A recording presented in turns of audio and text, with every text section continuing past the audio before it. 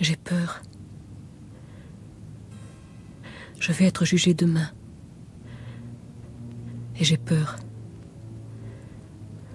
Je ne sais pas si j'aurai le courage de raconter au tribunal ce drame que j'ai vécu en moins d'une heure, il y a 2 ans. 2 ans, déjà. Et pourtant, j'ai l'impression que c'était hier. J'y pense tous les jours. Toutes les nuits. Et je ne cesse de me répéter. Pourquoi moi? Pourquoi pas une autre? N'importe qui. Pourquoi moi? Je suis innocente. Oui. Je le dis. Je le crie. Mais je n'ai aucun moyen de le prouver. Aucun. Je n'ai que des mots pour me défendre.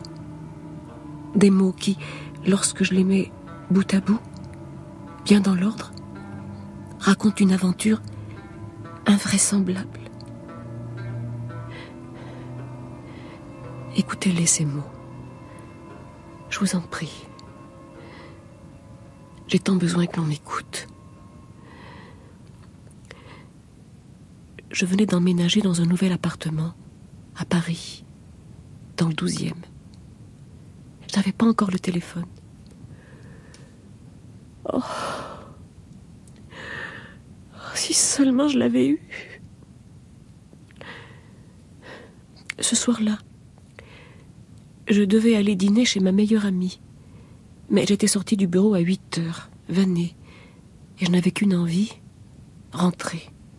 Avaler un potage de légumes, me coucher et dormir. Dormir.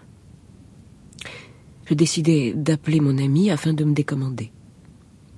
Il y avait une cabine téléphonique à 2 pas de chez moi. Je m'y arrêtai donc en sortant du métro. Naturellement, elle était occupée par un type en imperméable qui n'en finissait pas. Je ne voyais que son dos, collé contre la vitre. Il portait un chapeau et une écharpe autour du cou. Une écharpe écossaise, en laine. Je patientais. Je piétinais. Il faisait nuit. Il faisait froid.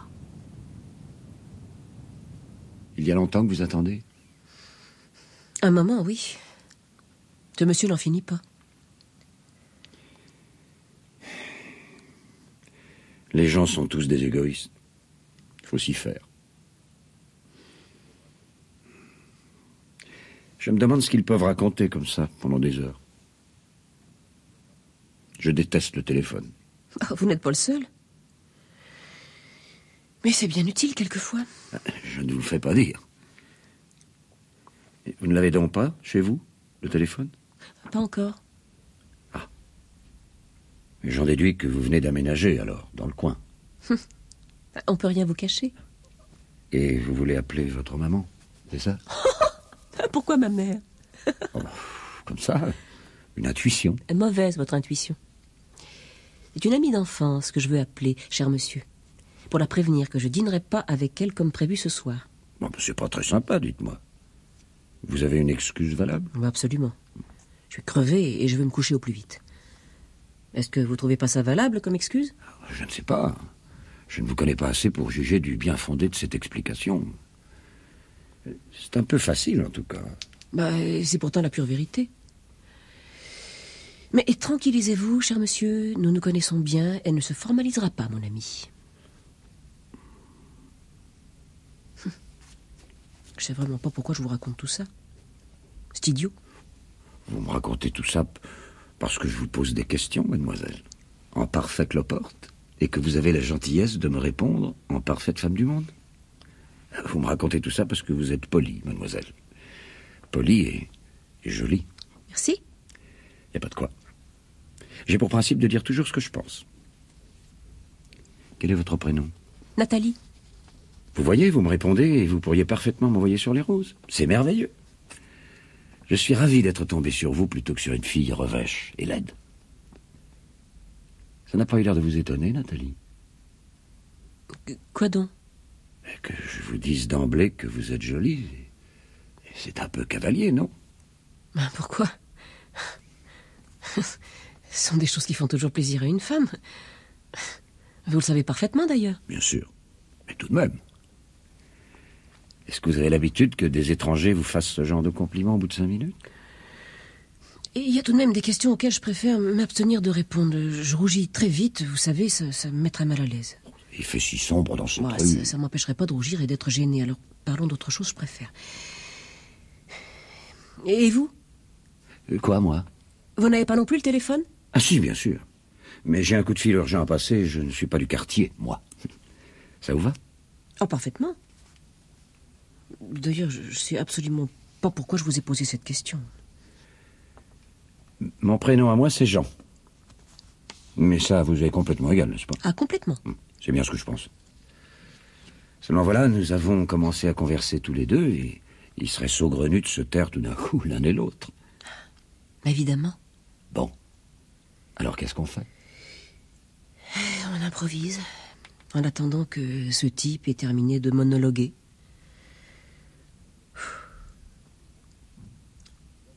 Vous avez raison. Je me demande ce qu'il raconte. En tout cas, il exagère. Il commence à abuser. Je vais le secouer, moi. Oh! C'est bientôt fini, ce bavardage, vieux? Pas très efficace, votre intervention. Il n'a pas bougé. Il vous a même pas regardé. Vous ne l'impressionnez pas du tout. Un sale égoïste, je vous l'ai dit. Attendez un peu. Hé, vous m'entendez, vieux? Il a l'air complètement absorbé par sa conversation. Il est ailleurs. Pas nous. Oh! Je vous demande si c'est bientôt terminé, cher monsieur. On poirote, nous, on en a marre. Et on est pressé. On se les gèle. C'est vrai, je suis frigorifié, moi, pas vous. Ah, j'ai eu plus chaud. Bon, je lui laisse encore 2 minutes à ce type. Et après? Je le sors. Ben, méfiez-vous, il a l'air costaud. Moi aussi, malgré les apparences. Eh ben, ça promet. Et qu'est-ce que vous faites dans la vie, Nathalie? Je suis secrétaire de direction. Ne me demandez pas dans quelle boîte, je vous le dirai pas. Je ne vous le demande pas. Et vous? Je suis ingénieur. En quoi? En tout. Mais je suis inventeur aussi. Surtout. Qu'est-ce que vous inventez? Des tas de trucs. Qui ne servent à rien? Pour la plupart, oui. Mais il y a des exceptions. Vous pouvez me donner un exemple? Pas maintenant. Enfin, pas tout de suite. Mais ça pourrait venir, Nathalie. Qu'est-ce que ça veut dire, ça? Vous permettez que je ménage le suspense? Oh, si ça vous amuse. C'est un drôle de type, Jean. En effet, on me l'a déjà dit. Bon, ça fait 2 minutes maintenant. Largement. Alors je le sors, ce bavard. Et d'un geste rapide, décidé, il ouvrit la porte de la cabine téléphonique qui tourna sur ses gonds sans un bruit. Nous fûmes, lui et moi, saisis de stupeur. L'homme à l'imperméable venait de s'effondrer sur le trottoir, à nos pieds, comme s'il s'agissait d'un sac de sable. Il était inerte, exsangue. Il avait un poignard planté dans la poitrine. Ah, mon Dieu! Eh bien, vous pouvez attendre longtemps, vous et moi. Le pauvre type. Depuis combien de temps étiez-vous là, Nathalie? Mais je venais d'arriver quand vous-même... Je sais pas, j'étais là depuis 1 minute, 2, peut-être pas plus. Et vous n'avez rien vu? Rien. Enfin, je veux dire, rien d'anormal? Quelqu'un qui se serait enfui, par exemple? Ah non, vraiment, enfin, j'ai pas fait attention. Il était déjà là, dans la cabine, affaissé contre la porte. Il ne bougeait pas, c'est vrai, mais il pouvait parfaitement s'être adossé pour être plus à l'aise. J'ai remarqué que son chapeau et son écharpe écossaise. Rien d'autre. En réalité, on l'avait calé de la sorte afin qu'il n'attire pas le regard, pour gagner du temps. Il avait tout à fait l'air d'être en train de téléphoner de cette façon. Pourtant, vous voyez, il suffisait d'ouvrir la porte pour qu'il s'effondre. C'est affreux. Je suis terrorisée. Qu'est-ce qu'il faut faire? Qu'est-ce que vous voulez qu'on fasse? Il est mort. Vous êtes sûr? Ah, ça ne fait aucun doute. Autrement, vous pensez bien que j'aurais fait le maximum. Je suis secouriste. Il faut qu'on appelle la police tout de suite. On peut pas rester comme ça, les bras ballants. Eh oui, bien sûr, bien sûr. On va les prévenir, les flics. Mais ne vous affolez pas, Nathalie. Gardez votre sang-froid. Ni vous ni moi n'y pouvons rien. Nous sommes trouvés là, c'est tout. Nous ne sommes même pas les témoins. Nous ne sommes témoins de rien du tout. Calmez-vous. Je peux pas. J'en ai pour la nuit maintenant. Ah, c'est la première fois que je me trouve en face d'un cadavre. Oh, c'est absolument terrifiant. Oh, on aurait mieux fait d'aller dîner chez mon ami. Ça sûrement. Mais c'est trop tard. Tâchez de maîtriser vos nerfs. Reprenez-vous. Vous ne vous voyez pas, ma peau. Vous avez changé de couleur. Vous tremblez comme une feuille. Oui, je sais. J'y peux rien. Ça fait partie de mes défauts. Je suis terriblement émotive. Bon, écoutez. Moi, je suis terriblement humain. Trop, parfois. J'arrange toujours tout le monde et je le pèse souvent très cher. Mais c'est aussi dans ma nature. Vous me faites pitié, Nathalie. Il faut que vous vous allongiez, que vous vous reposiez, que vous fassiez en sorte de penser à autre chose. Je tiens à vous épargner la déposition au commissariat, qui risque d'être interminable et éprouvante pour vous. De toute façon, soyons logiques. Vous ne pouvez rien dire de plus que moi. Alors rentrez chez vous. Appelez une copine, prenez un bon bouquin. Allumez la télé, la radio, n'importe quoi. Mais ne restez pas là. Ne pensez plus à tout cela. Oh, merci. Vous êtes gentil. C'est vrai, j'ai qu'une envie. M'échapper. Essayer d'oublier cette vision. Je vais rentrer chez moi. Oui. Puisque vous m'y autorisez. Faites. Je m'occupe de tout, moi, ici. Vous pouvez me faire confiance. Tout de même, laissez-moi vos coordonnées. On ne sait jamais. Bah bien sûr. Attendez, je dois avoir des cartes de visite dans mon sac. Je viens de les faire faire. Mais où sont-elles, bon sang? Donnez. Je vais fouiller moi-même. Vous n'arriverez à rien avec ces gestes-là. Vous ne maîtrisez plus vos mouvements. Mais je suis tellement sous le choc. Pourtant, il est bien en ordre, votre sac. Moi qui suis habitué au désordre, ça m'impressionne. Eh ben, les voilà, ces cartes. J'en prends une? Bah, oui, bien sûr. Dites. Mais vous avez le téléphone. Il y a un numéro mentionné. Là. Mais le numéro... Oui, évidemment, je l'ai. On me l'a donné tout de suite à l'agence commerciale. Mais ils sont pas encore venus pour le branchement. Ah.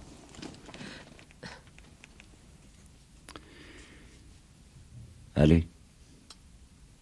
Entrez. Reposez-vous. Vous en avez besoin, Nathalie. J'y vais. Excusez-moi. Bonsoir. Vous êtes vraiment très gentil, Jean. À bientôt peut-être. Sûrement. C'est vrai que j'avais besoin d'être ailleurs. J'étais au bord de la nausée. Une espèce de malaise absurde et diffus s'était emparé de mon être à l'instant où nous faisions cette macabre découverte. C'était une sensation nouvelle pour moi. Quelque chose que je n'avais encore jamais ressenti auparavant. Quelque chose qui me mettait terriblement mal à l'aise sans que j'en devine la cause. Comme si je pressentais que cet événement n'était que la première étape d'une effroyable descente aux enfers. Pourtant, j'en étais pas encore là.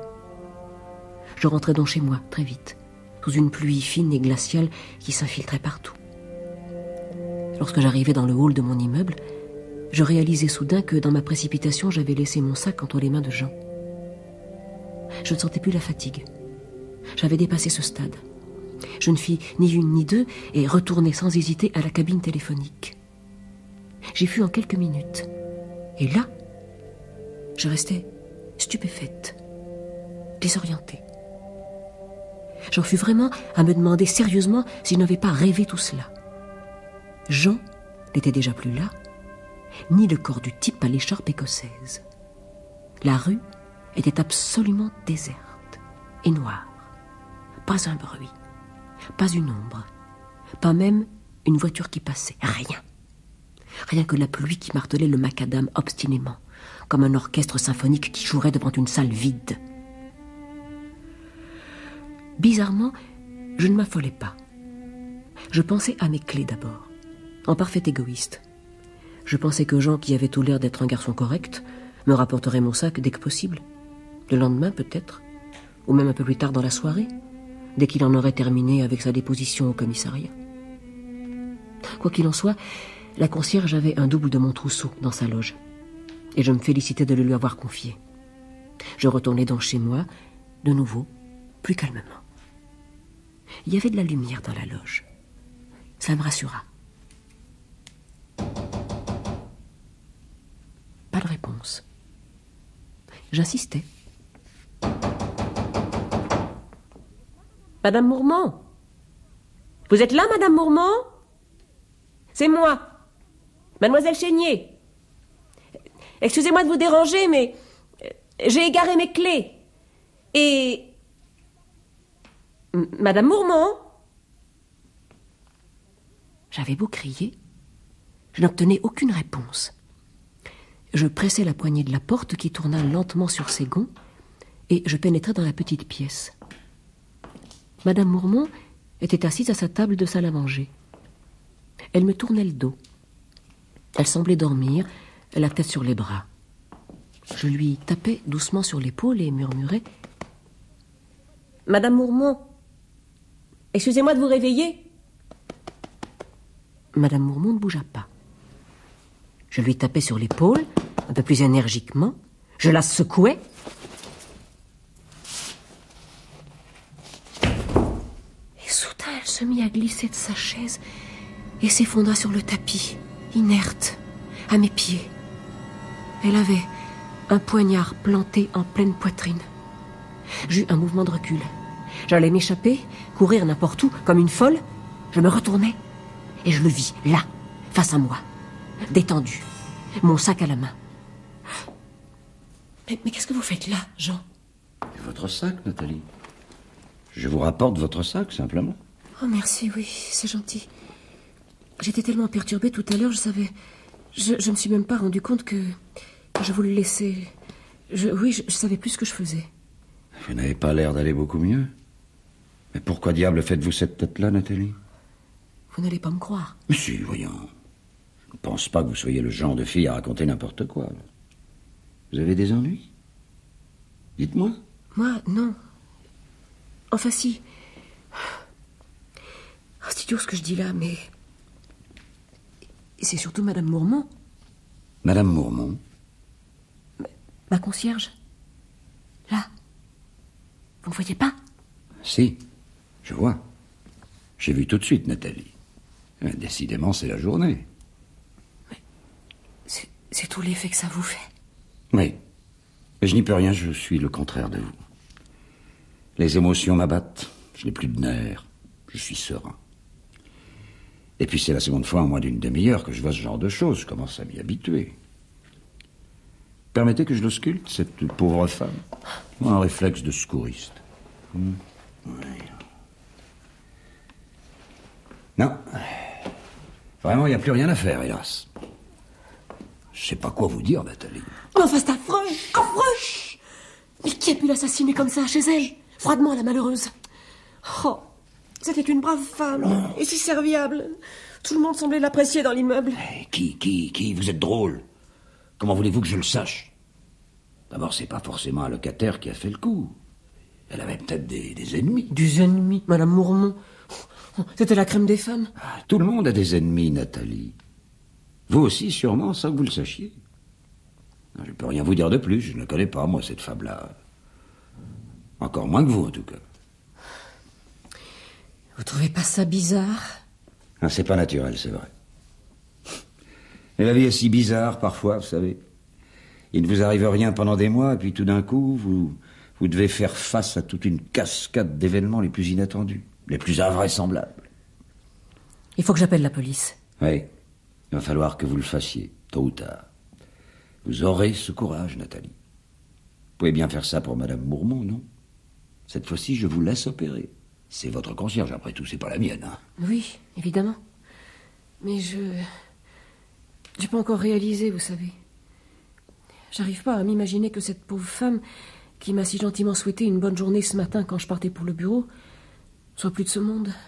C'est comme ça. Et encore une fois, vous n'y pouvez rien. Oh, c'est terrible, vous êtes de plus en plus verte.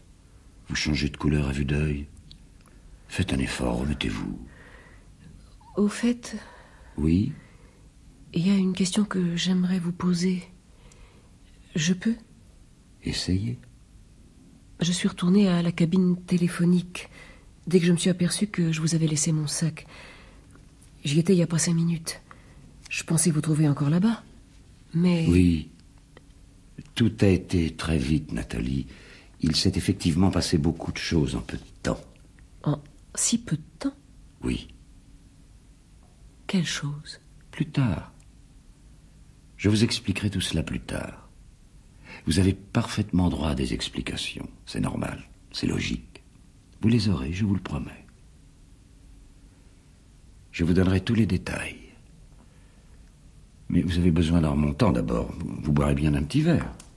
Tout est fermé dans le coin. Il pleut, il fait froid. J'ai pas envie de marcher. Puis franchement... Pourquoi sortir? Il doit bien y avoir quelque chose à voir ici, non? Chez Madame Mourmont? Vous êtes fou! Mais qu'est-ce que vous faites? Refermez ce buffet tout de suite, voyons, vous n'êtes pas chez vous! Allez, un petit porto. 2 doigts chacun. On peut bien se permettre ça après de telles émotions. De toute façon, elle n'en profitera plus, votre concierge, de son porto. Alors, où est le mal? Tenez, buvez. J'ai de plus en plus l'impression de vivre un cauchemar, moi. Vous voulez que je vous pince pour que vous soyez fixé? Allez, buvez. Non, merci. Je préfère appeler la police tout de suite, qu'on en finisse. Buvez d'abord. Non, vraiment, soyez gentil, n'insistez pas. Vous avez tort. Il est excellent, ce porto. Il se laisse boire. Je sais pas comment vous pouvez... Personnellement, je me sens pas du tout en état d'avaler quoi que ce soit. Avec ce corps-là, à nos pieds, encore tout chaud. Venez. Sortons 5 minutes dans le hall. Vous avez besoin de vous aérer un peu, Nathalie. C'est vrai que l'atmosphère est étouffante ici. Venez.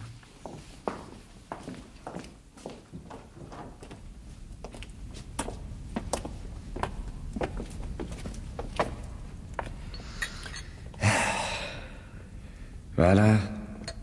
Il fait meilleur ici, tout de même. Il fait plus frais. Et puis vous n'avez plus cette présence qui vous gêne. Tenez, je vous ai apporté votre verre de Porto. Buvez-le. Pourquoi tenez-vous tant à ce que je l'avale, ce Porto? Tranquillisez-vous, je n'y ai versé aucune drogue. D'ailleurs, comment aurais-je pu le faire sans que vous vous en aperceviez? Vous avez pu suivre tous mes gestes depuis que je suis entré dans la loge. Vous êtes bête, j'ai pas dit ça. Encore heureux. Non, simplement, je me préoccupe de votre état, Nathalie. Comme un père. Je suis tout à fait persuadé que vous irez mieux après cela. Et ça n'a l'air de rien, vous savez, mais cela vous donne un sérieux coup de fouet. Ça vous rend les idées claires. Et moi-même, je me sens beaucoup mieux. Allez, donnez. Vous avez peut-être raison. J'ai toujours raison, Nathalie. À la bonne heure. Alors, il n'était pas bon, ce Porto? Ça va mieux? C'est vous qui le dites. Bon. Maintenant, il faut que j'appelle la police. Non. Pardon? J'ai dit non, pas maintenant. Pas tout de suite. Mais pourquoi? Donnez-moi votre verre. Merci. Vous êtes fou! Pourquoi allez-vous briser ce verre? J'aime bien casser. Mais vous me faites peur, Jean. Vous n'êtes plus le même. On dirait... Oh, ces yeux que vous me faites. Je n'ai pas changé, Nathalie. C'est que vous m'avez mal regardé tout à l'heure. Bon. J'appelle la police. Je vous ai dit non. Mais enfin, Jean, il le faut. Je déteste les flics. Vous les avez bien appelés tout à l'heure pour le type à l'imperméable. Qui vous a dit que je l'ai fait? Vous l'avez pas appelé, la police? Non. Mais pourquoi? Dites, je vous trouve un peu trop curieuse tout d'un coup. Un peu trop impatiente, en tout cas. Vous le serez certainement. Et très vite. Tout du moins, je l'espère. Comprenez-moi bien, ma petite. Je ne vous interdis pas de les appeler, les flics. Je n'ai pas ce pouvoir. Simplement, je préfère de beaucoup que vous le fassiez une fois que je serai parti. C'est clair? Non. Vraiment pas. Je comprends rien. Je perds pied. Vous n'allez tout de même pas partir comme ça? Me laisser toute seule ici? Vous êtes assez grande, il me semble. Mais j'ai besoin de vous. Qu'est-ce que je vais leur raconter, moi? Vous avez 2 choses à leur dire. D'abord que la brave Madame Mourmont, votre concierge, a été lâchement poignardée dans sa loge, sans raison apparente. Je dis bien apparente.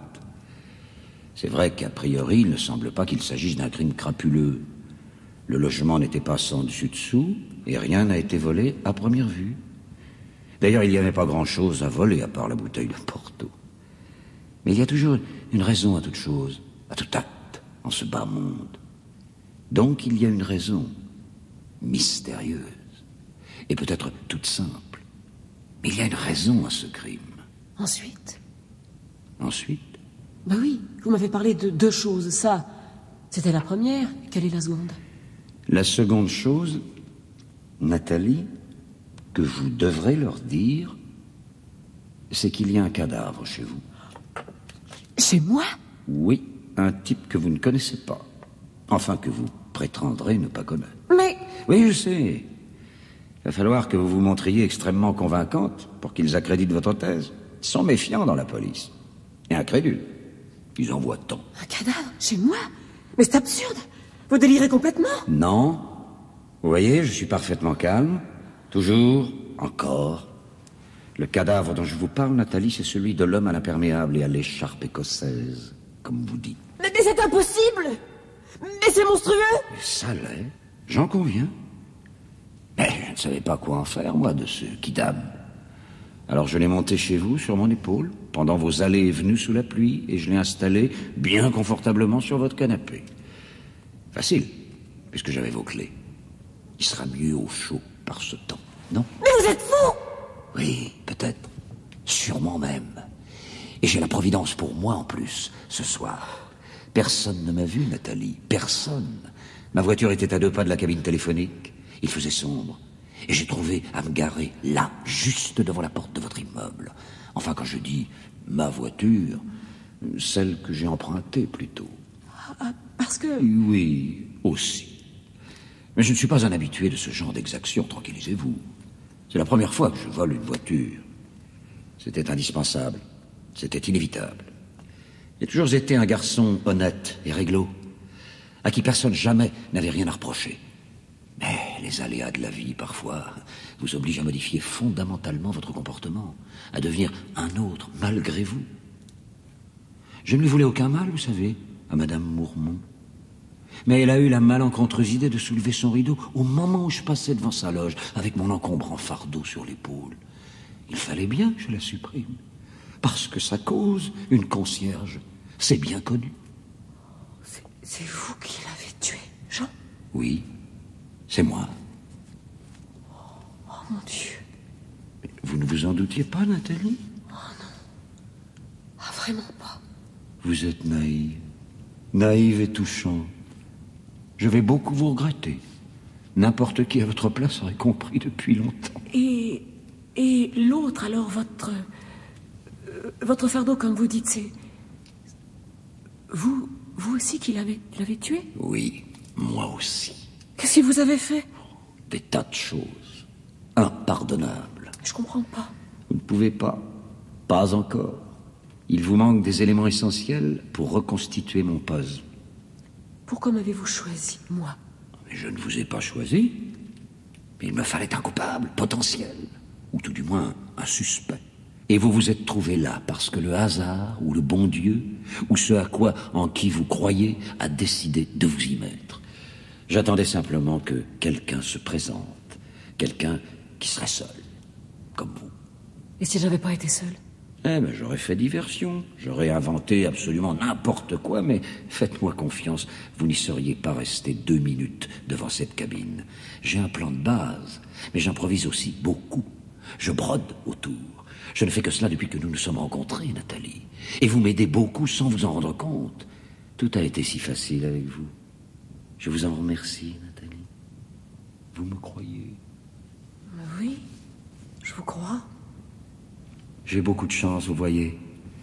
Parce que quand vous serez amené à raconter cette histoire, je ne sais pas s'il en sera de même pour vos interlocuteurs.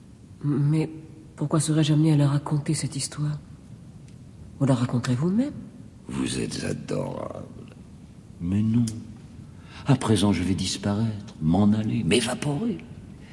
Et vous ne savez pas qui je suis, vous ne connaissez rien de moi qu'un prénom, qui peut-être n'est pas le mien. Je vous laisserai pas partir. J'ameuterai tout le quartier s'il le faut. Je suis désolé, Nathalie. Je ne peux vraiment pas rester, on m'attend, je suis pressé. Ça m'est égal. Je vous ai interdit de sortir. Je vous en empêcherai par tous les moyens. Salaud! Salaud! Mais qu'est-ce que je vous ai fait? Qu'est-ce que je vous ai fait? Pourquoi m'en voulez-vous à ce point? À ce moment, naturellement, un des locataires est sorti de l'immeuble. Je criais, j'étais dans tous mes états. Je frappais Jean comme une furie. Je le griffais. J'étais prête à tout pour le retenir. Le locataire, gêné, fit mine de ne rien voir, de ne rien entendre. Il disparut très vite, sans se retourner, sous la pluie. Pas de chance. On nous a vus. On vous a vus. On a baissé les yeux, mais on vous a vu, Nathalie, et entendu. C'est bon pour moi, ça. Et pas pour vous. Pour quelle raison? On vous a vu aussi, Jean. Et vous n'avez pas eu le temps de le supprimer, celui-là. Oh, ce n'est pas la peine, Nathalie. Ce n'est plus la peine. Mon plan s'est déroulé à peu de choses près comme je l'avais prévu et arrive à son terme. Au fait, avant de partir, ce couteau, j'allais l'oublier dans ma poche. Prenez-le. Il est pour vous. Tâchez de le faire disparaître. Trouvez un moyen, n'importe lequel. Cela risquerait de les embrouiller, les enquêteurs. C'est celui avec lequel je me suis permis d'oxyre ce bavard invétéré dans la cabine téléphonique. Et je lui en ai remis un propre là-haut, que j'ai trouvé dans l'un de vos tiroirs de cuisine. Un bien à vous, Nathalie.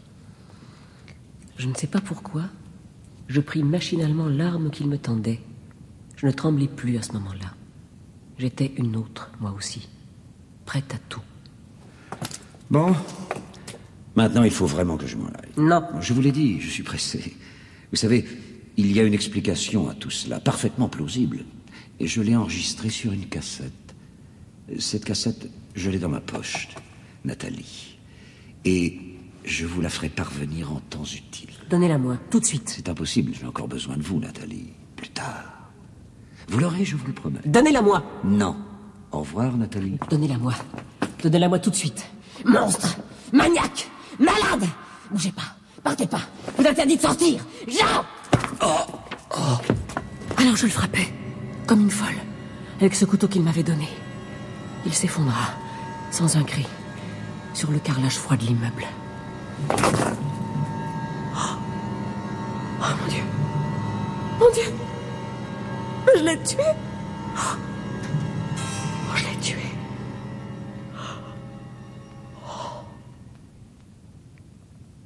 Je restais un instant pétrifié.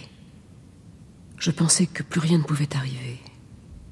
Et pourtant, au bout d'un moment, la porte de la loge tourna sur ses gonds, lentement. Surtout, n'appelez pas la police, mademoiselle Chénier. Madame Mourmont, mais vous êtes... Vivante, oui. Dieu soit loué. Jamais je recommencerai ça. C'est terrible d'être morte. Enfin, de faire comme si. Avec des gens autour de vous qui sont bien vivants, eux, et qui bougent et qui parlent de vous, et qui sifflent votre porto sans autorisation. Terrible. Enfin, j'en regrette pas quand même. Ça va me faire un souvenir original. J'en aurai au moins un comme ça dans ma vie. Excusez-moi de vous avoir causé cette frayeur, mademoiselle Chénier. J'ai quand même hésité avant d'accepter, vous savez, faut pas croire. J'étais pas vraiment rassurée. Mais il était si gentil, ce jeune homme. Et il a tellement insisté, j'ai pas osé lui dire non, en fin de compte. Surtout qu'il disposait de très peu de temps. Vous étiez annoncé, ça urgeait. Tout était prévu dans les moindres détails et il fallait faire vite. Mais je me demande où il l'a mise, d'ailleurs. J'ai rien vu. J'étais trop préoccupée par mon rôle. Mais qu'est-ce qu'il vous a raconté? De quoi parlez-vous, Madame Mourmont? Pas de la caméra, pardi. Pourtant, elle est bien quelque part. Oh, ils ont de ces inventions. Mais quelle caméra? Mais pour la télé. Oh, je vous ai pas dit, c'est vrai. C'était pour la télé, tout ça. Enfin, c'est ce que m'a expliqué ce jeune homme. Il voulait que je fasse la morte pour filmer votre réaction. Alors, il a fallu que je me colle ce couteau de théâtre en pleine poitrine et que j'attende sans bouger. Ça, c'est le plus dur, de pas bouger. Tout était prévu, je vous dis. Il s'était débrouillé pour que vous soyez obligé de frapper à ma loge. Il vous avait pris votre sac, exprès. Bah, qu'est-ce qui fait partir, ce garçon? Lui aussi, il fallait qu'il fasse ça, il m'avait pas prévenu. Je l'ai tué, Madame Mourmont, je viens de le tuer, pour de vrai. Ben non, faites pas cette tête-là, mademoiselle Chénier. C'est comme moi, il fait semblant. Oh, oui, j'espère qu'elle sera pas programmée à 1 heure de grande écoute, son émission, parce que pour les enfants, tout de même, cette violence... Mais allez, relevez-vous, mon garçon. C'est fini, je suis pas dupe, moi, je suis dans la confidence. Et mademoiselle Chénier aussi, à présent. Debout! Ça a assez duré, tout ça. Je vais avoir la chair de poule, moi, à force. Puisque je vous dis que je viens de le tuer... Ce couteau n'est pas un couteau de théâtre, c'est un vrai couteau. C'est pas possible. On dirait qu'il y a du sang qui coule, du vrai sang qui coule. Oh mon Dieu, vous avez raison. Il est mort. Mais pourquoi vous avez fait ça, mademoiselle Chénier? Je sais pas. Oh mon Dieu. Ah. Madame Mourmont est décédée d'une crise cardiaque, dans mes bras. Cette fois, j'avais réellement l'impression de vivre l'un des épisodes d'une très mauvaise série américaine. C'était trop. Vraiment trop. Et je restais là, sans bouger. Combien de temps? Je ne saurais le dire. Ce dont je me souviens, c'est que j'ai rallumé la minuterie un bon nombre de fois. Et puis, je me suis souvenu de ce que m'avait dit Jean, de cette cassette que, soi-disant, il avait dans sa poche. Je m'agenouillai près de lui. Jean n'avait pas menti. La cassette était là, avec son lecteur. Je le mis en marche.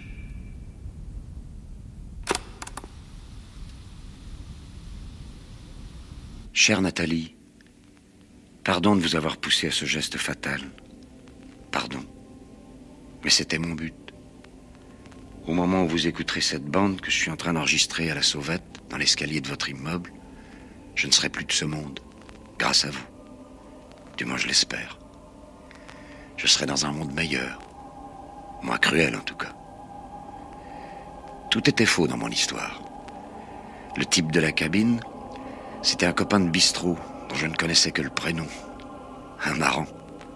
On le faisait souvent, le coup du mort. Et dès qu'une nana se présentait, celui dont c'était le tour de jouer le vivant engageait la conversation. Jusqu'à la terrible découverte. C'était un excellent truc pour draguer. On en faisait ce qu'on voulait des filles à partir de cette minute. On avait tout de suite l'adresse et le téléphone. Et quand on les recontactait plus tard, très vite, ça marchait presque toujours. C'est vrai que cela crée des liens, une aventure pareille. Ce soir, mon copain, il pensait ingénument que c'était comme d'habitude. Il savait rien de mon projet. Rien. Alors il a joué le jeu. Et puis, il s'est tiré juste après vous, en rigolant, et en me souhaitant bonne chance. Il m'a dit aussi que j'étais verni parce que j'étais tombé sur une jolie fille. Il avait un goût très sûr, mon copain. La concierge, ça, ce n'était pas prémédité. C'était carrément de l'improvisation. Un must, comme on dit en anglais. C'est fou ce qu'on peut leur faire faire aux gens dès qu'on leur dit que c'est pour la télé. C'est fou. Après ça, il suffisait pour moi de faire le méchant, de vous exaspérer, de vous pousser à bout, de vous donner une arme et le tour était joué. Si ça n'avait pas été vous, Nathalie, cela aurait été une autre. Mais je suis ravi que ça ait été vous. Je suis désolé, ne comptez pas sur cette cassette. Je suis inventeur, je vous l'ai dit. J'ai bricolé tout ça, et dans 5 secondes, quoi que vous fassiez, elle s'autodétruira. Elle sera illisible. Adieu, Nathalie. Adieu, et merci.